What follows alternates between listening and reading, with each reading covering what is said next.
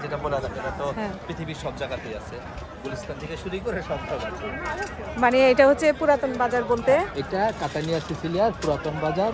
এখানে ইটালিয়ান অন্য অন্য যারা আছে সবাই ব্যবসা করে বা করে থাকে আর কি। মানে এখানে বাঙালিরাও আছে, ইতালিয়ানরাও আছে, বাঙালি যারা আছে এরা আমরা কাজ করে থাকে সাধারণতভাবে, কারণ পুরান ব্যবসায়ের সাথে কোনো বাংলাদেশি ভাইরা জড়িত নয় বা করেন না, ওনারা করার সুযোগটাও নেই, মানে ইতালিয়ানরাই করেন একমাত্র। ইতালিয়ানরাই পুরাতন, মানে আমাদের যেরকম হকার্স মার্কেট, হ্যাঁ যেটা গুলিস্তানের হকার্স গুলিস্তানের মার্কেটের মতো।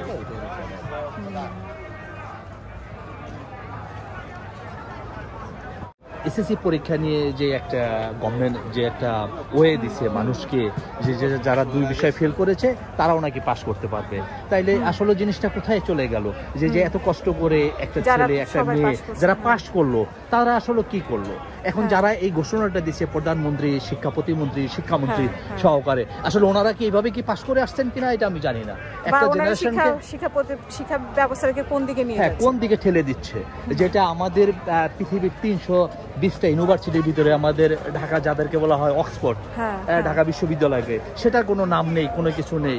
আর এই যে অবস্থা হয়েছে কালকে দেখলাম আমরা, এটা সবাই মর্মাহত, সকল ফ্যামিলি, সকল গার্ডিয়ান থেকে আর কি, যে তার সন্তানকে এত ভালো লেখাপড়া করে, এত কিছু করে, তারপরে সে পাস করছে, এখন সেও ভর্তি হতে পারবে, যে দুই বিষয় ফেল করেছে সেও ভর্তি হবে। আসলে এটা এই জেনারেশনের জন্য দুঃখজনক, আমাদের অভিভাবকদের জন্য দুঃখজনক।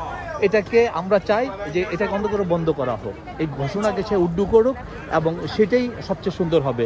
আগামী দিনে মানুষ শিক্ষার জন্য সে আসলেই অনুপ্রেরিত হবে। আর যদি এই অবস্থা হয় তাহলে মানুষ আর শিক্ষা চাইবে না, যে না বাংলাদেশে থাইকা আমাদের আর কোনো শিক্ষার কোনো কিছু প্রয়োজন নেই, মানে শিক্ষার কোনো দাম থাকবে না, দামই থাকবে না, এক কথা যদি বলা হয় আর কি। এবং এই শিক্ষা নিয়ে বাইরের দেশে চলা খুব মুশকিল হবে, তাদের ডিগ্রি কোনো দাম থাকবে না, এখনই তো জানে না, এখনই তো যারা এসএসসি পরীক্ষা দিয়ে পাস করছে, যে এসএসসি কোর্সে দিচ্ছে যারা, তারাই জানে না যে বাংলাদেশে আসলে ভৌগোলিক আসলে কত কিছুই জানার আছে, এখনো জানে না যে ইংরেজি ভাষা বাংলা ভাষার সাথে পার্থক্যটা করছে কখন কি ইত্যাদি। এখন তো আর এই সিস্টেম করে দিলে তো আরো জানবে না, এটা তো যাবেই না।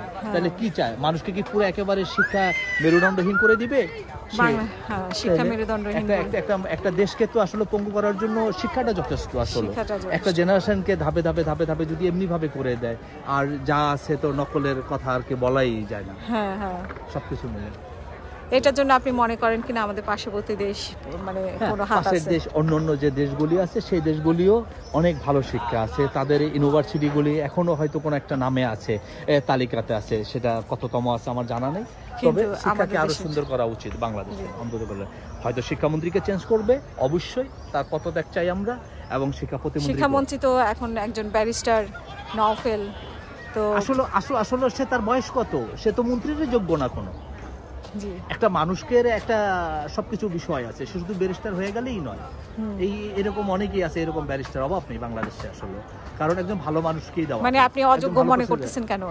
অযোগ্য মানুষকে দিয়া কখনোই কোনো কিছু ঠিক না, রাষ্ট্রপ্রধানের দিক থেকে আর কি, আর এটা চালানো সম্ভব। এবং আজকে শিক্ষা ব্যবস্থার এইটার জন্য কি আপনি ব্যারিস্টার নওফেলকে, নাকি আগের শিক্ষামন্ত্রী যে দীপুমণি ছিলেন? এটা শুধু দীপুমণিই না, এর আগেও যিনি ছিলেন নুরুল ইসলাম নাহিদ, উনিও যে ভালো করছেন তা নয়, একমাত্র বাংলাদেশে একজন শিক্ষামন্ত্রী ভালো ছিলেন, ডক্টর ওসমান ফারুক এবং এহসানুল হক মিলন, যার সময় কোনো নকল ছিল না, যে সরাসরি উনি বিভিন্ন কেন্দ্রে হেলিকপ্টার নিয়ে যেয়ে এরপরে সেটাকে প্রতিরোধ করছে, আর সেটাকেই ছিল মানে বাংলাদেশের জন্য গোল্ডেন যুগ, যদি আমরা বলে থাকি অন্তত করে হলো।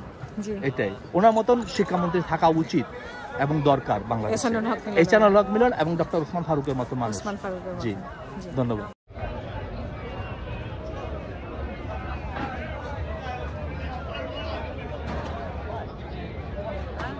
Soleman, giovane, deve lavorare Soleman.